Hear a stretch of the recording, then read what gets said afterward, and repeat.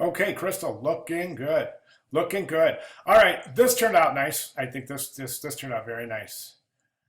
Very nice indeed. Okay, so good logo.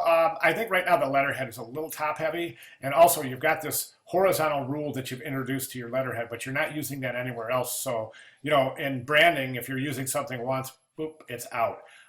Branding's all about consistency, so we really got to think about this really super hyper consistent presentation to introduce yourself as a graphic designer. Super super important, Crystal.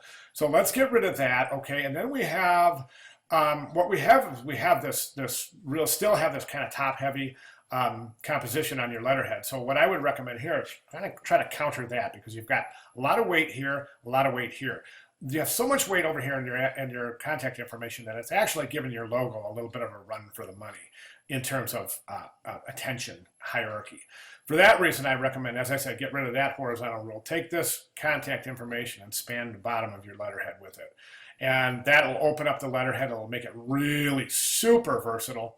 And I recommend going that way. I recommend that's a really, really nice way to compose your letterhead. So the business card, I think it's really super nice. It's minimal. It really is.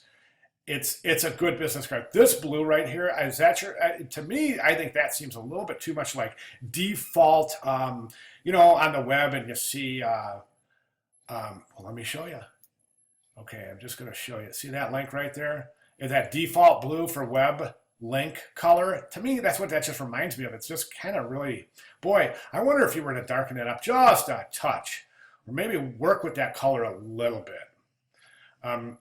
Try not to use default colors. Try to really mix a color, a really nice custom color. See what you can come up with. But I just think that's just too much. Reminds me too much of that link, that default link color for a document. So anyways, okay, so business card, this is super minimal. I love it. Love the front of the card. Back of the card, I think information-wise it looks fantastic. But I would recommend this. Do you even need the mark on the back of the card? Right now it seems this mark is kind of squished in there to make room for the type. So you've got this gorgeous, this minimal, gorgeous front of the business card. Let's flip it over and just have your contact information on back. Left or right aligned, it's up to you, really. I mean, you're left aligned here, so I see you left aligned here. That was very, very smart.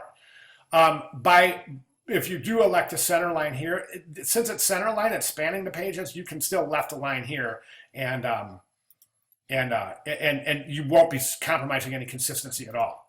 Okay, but that was a smart choice right there. Left align there, left align there. You get you get exactly where you're going, I think. All right, so those would be my recommendations, Crystal. I think you're doing really a wonderful job. If you have any questions or if I need to clarify, I'll be glad to. Just let me know. Thanks, Crystal.